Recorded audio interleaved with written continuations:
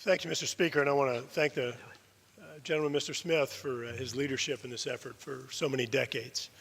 Mr. Speaker, we spend millions of dollars every year in this nation, in fact, in some cases, billions of dollars, providing health care for Americans, feeding Americans, providing housing for Americans, educating Americans. We do that, Mr. Speaker, because we value life. We value these lives, and so we spend billions and billions of dollars ensuring that there are opportunities for these folks, ensuring that we're protecting these lives. We're doing everything we can to provide a pathway to prosperity, to make sure that these people are healed from their ailments, to make sure that they have shelter, to make sure that they have food. Mr. Speaker, under current law, if someone causes a fetus to die, that's a crime in this country. That's a crime. They can be charged for the murder of the mother. They can be charged for the murder of the fetus. Yet, but there's one exception in the law, and that is an abortion. I don't understand how in this country we can, on the one hand, say that these lives are so valuable and we're going to spend all these resources on health care and on many other issues in people's lives because they have so much value to us as Americans. I don't understand how we can charge someone criminally if a fetus is killed through some type of negligent action or some type of crime. I don't understand how we do that, yet we provide an exemption or an exception for an abortion. A life is a life is a life is a life is a life. And it either has value or it does not. This month, as we have the 45th anniversary of Roe v. Wade, 45th anniversary. It's amazing to think about, 45 years.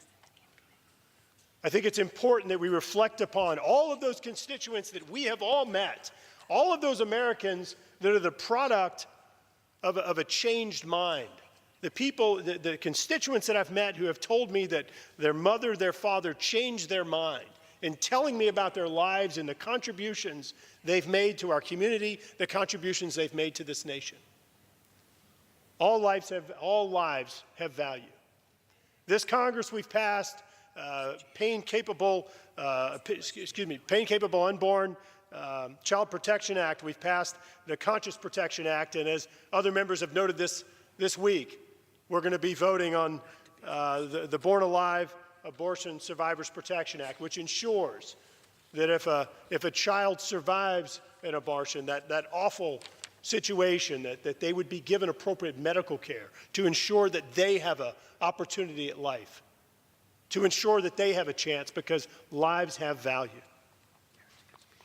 Mr. Speaker, as we move forward, I want to continue working with folks on both sides of the aisle, as I often hear people standing here and saying, they're a voice for the voiceless.